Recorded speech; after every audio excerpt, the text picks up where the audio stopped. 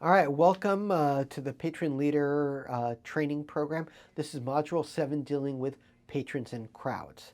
This module highlights the basics of crowds, types of crowds, and how crowds behave. Specific tactics for dealing with crowds are also discussed. So let's get right to it. Let's do an introduction to crowds. The goal of this section is to understand what is a crowd, such as a definition, and how they are formed. So key terms that will be used in this module include a cohesive crowd. That's a group that congregates together for a specific purpose. They have a common goal, maybe like to enjoy a concert or watch a game. The next term is contagion theory. That's where excitement can be transmitted from one person to another, and this is how a crowd can be whipped into a frenzy. The next term is convergence theory. According to this theory, patrons show their true self in a crowd. That is, how they would act anyway.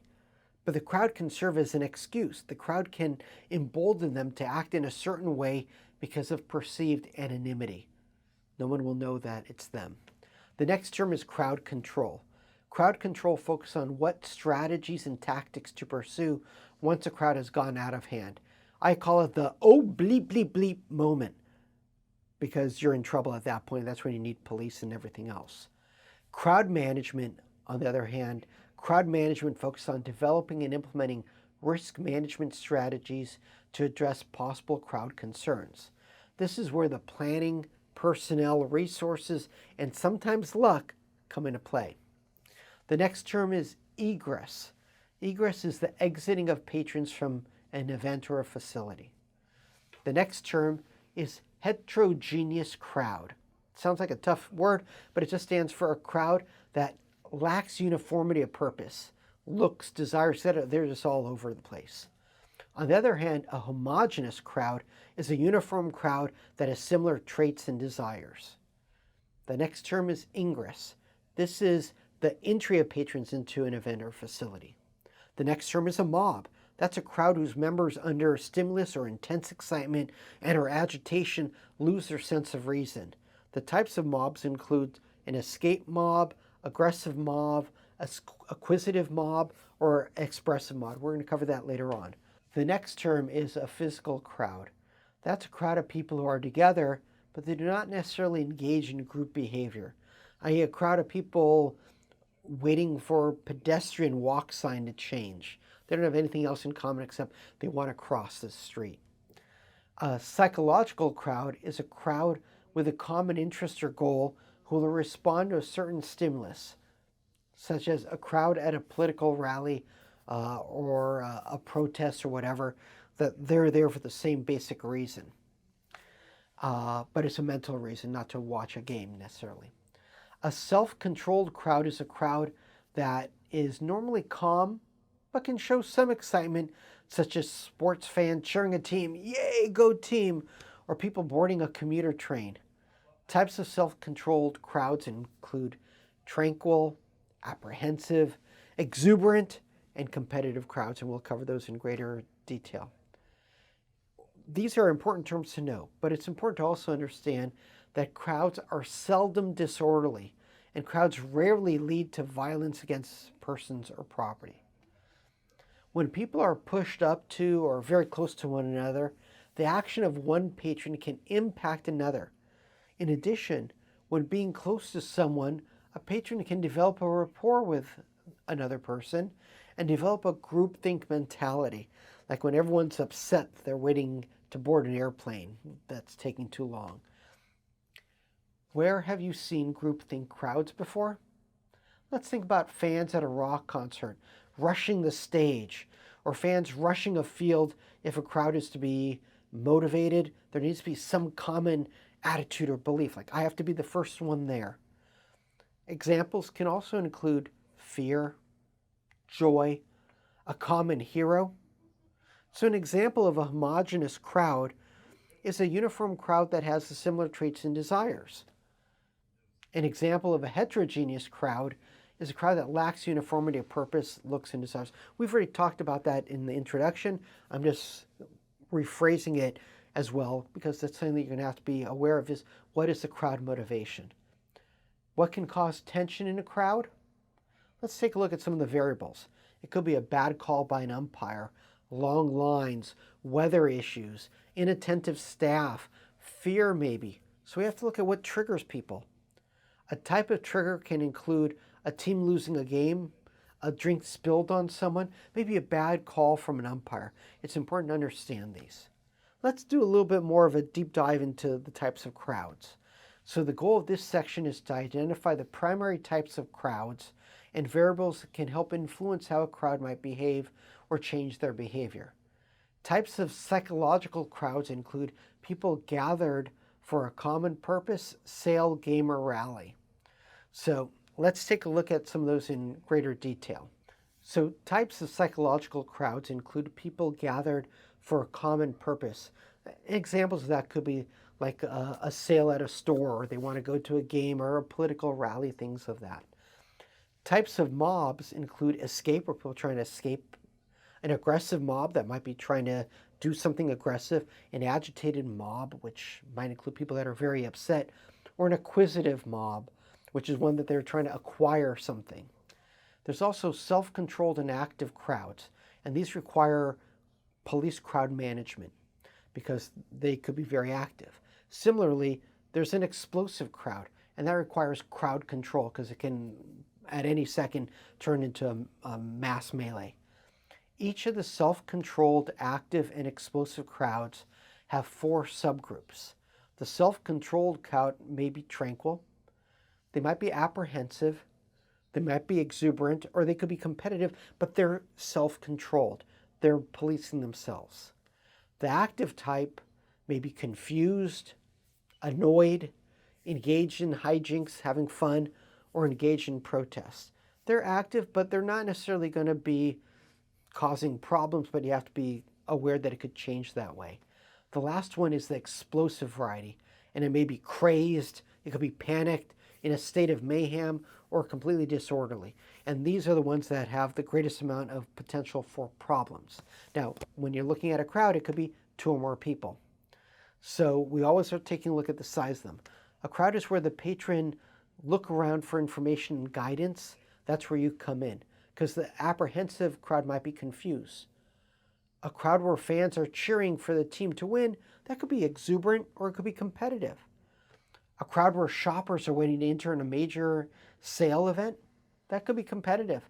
I want that item. No, I want that item. A crowd trying to leave a facility which is on fire, that could be possibly panicked. It could be crazed. A crowd that is not concerned about injuring other people, that's probably going to be manifest mayhem or disorderly crowd. Let's look now at facts about people in crowds now that we have an idea of some of the types of crowds that are out there. People do not like to be touched and often have a fear of the unknown. So we have to put that into the back of our mind. To protect people themselves, people establish boundaries, which represent their comfort zone. People lower their boundaries in fear when they're in a crowd, especially with people that they know. Crowds can help develop a sense of equality between those in a crowd. Crowds constantly move and seek direction. Oftentimes it's the fastest way they're trying to get to a place. Crowds normally have no boundaries and can quickly grow. That's why their form changes, their numbers change, they keep constantly evolving. Now let's go to some of the social and psychological influences that impact a crowd, because that's important to know why they act a certain way, not just who the people are that are in the crowd. The goal of this part of the module is to identify variables that examine how patrons feel or behave in a crowd, and variables that can help reduce potential inappropriate crowd actions or behavior. So let's start off by looking at what is anonymity. That's the feeling of being lost in the crowd. So if you have videos that are being taken of people in a crowd, sometimes they're going to change when they know that those videos can be brought back in the future and shown, hey, this is what you were doing. What is universality? That is, everyone is doing it feeling. And so everyone's saying, hey, everyone else is doing it, so let me do it as well. What is emotionality? That's a high degree of emotional tension and excitement. This could be at a rally or something else like this, or a protest. What is social suggestion? The urge to do what others are doing. and that happens in crowds. What is irrationality? When there is no valid reason for people acting in a certain way and they still engage in that manner. What is the contagion theory? The contagion theory is where the excitement can be transmitted from one person to another. So what variables will cause a patron to go wild because everyone else is doing it? Well, it could be the social suggestion or contagion that's impacting them. And so they see what else is going on there and they feel like they're able to do it. They might do it. And that's just part of understanding a crowd. You have to see what's going on and address it. Now, how to reduce the danger of crowd misbehaving? The key is communication and vigilance. Let's start with 1, dispersing the crowd as soon as possible. If you see a group gathering, you could say, hey, look, can you guys keep moving on? 2, selecting removal. What is selective removal? Selective removal is removing individuals from a crowd to prevent further incidents. If someone is misbehaving in the crowd and you can extract them, maybe the crowd will die down. Using diplomacy and tact, talking to the people. Hey guys, listen up, what's going on? Number 4, allowing a reasonable time for the crowd to disperse in what we call save face. Number 5, controlling the number of officials on the scene. You don't want too many officials because that might, in fact, inflame things. Let's now take a look at another thing affecting crowds. What role does rumor play in crowds? It influences how people act, even when the information is not true. Also, crowds can impact you as a patron leader through psychological impact, fatigue, confrontation, emotional energy. Thus, you need to take care of yourself whenever possible, because if you're not in the best shape, you're not able to provide the best care for those in a crowd. Let's go to the last part of this module, dealing with crowd management and self-control versus active crowds.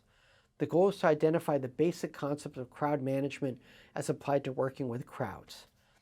You should know your responsibility and duties, and they include being neutral. You're not supporting one side or the other, you're supporting safety. You have to be professional, and you have to have a safety focus. That includes knowing the plan. That includes gathering information, identifying potential crowd leaders, understanding what might be a trigger for a crowd. Then you have to look at what procedures to utilize during a crowd. So monitor maybe the entrances and exits. Maybe communicate more effectively with people. Monitor activity. And maybe looking at the procedures after crowd has left a certain area and moving to the next area. Maybe information gathering. Maybe it's writing incident reports. These are all elements that might be done later on. Now, I had previously said that was the last element. I lied. There's another one, crowd control. And misinformation can cause anxiety, as hopefully you might have had when you said, oh, there's more to this video. So the goal, know what you should never personally try to stop or change a violent, hostile crowd. That's not your job. Your job is to keep yourself and others safe. Don't try to be the one standing in front of a crowd saying, I can hold everyone back. How should you deal with a violent crowd? The answer is simple.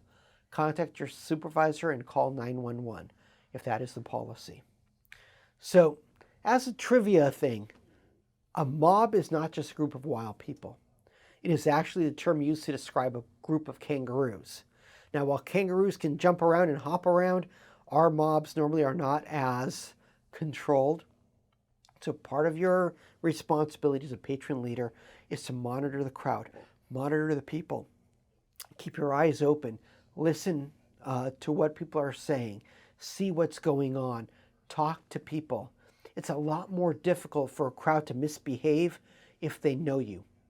Think of it like if you're at a party and you know no one. No one's going to listen to you. If you're at a party where everyone knows you, or even some of the people know you, they're going to act differently because you're a person. You're not an inanimate object. You're not just a part of the machine of the venue or the event. You are a human being. And if they can develop that relationship with you, they're going to respond in a much different manner and treat you differently.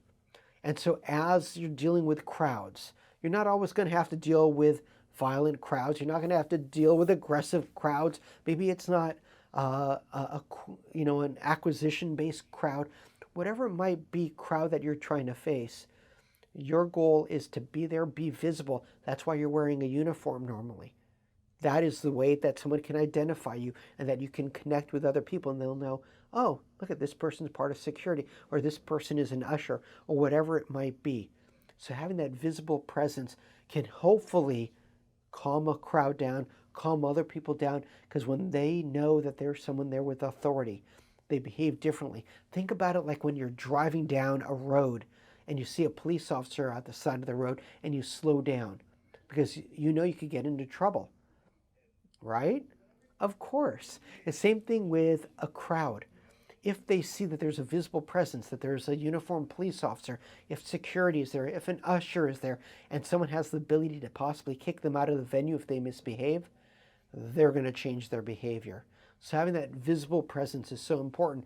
So when you ever have a chance and you're at your post, move around a little bit. Make sure people can see you. Make sure you can see other people. It doesn't mean leaving the post, but it means being visible, not just hanging out in the entryway to avoid the sun or whatever it might be as your potential reason. You want to be out there.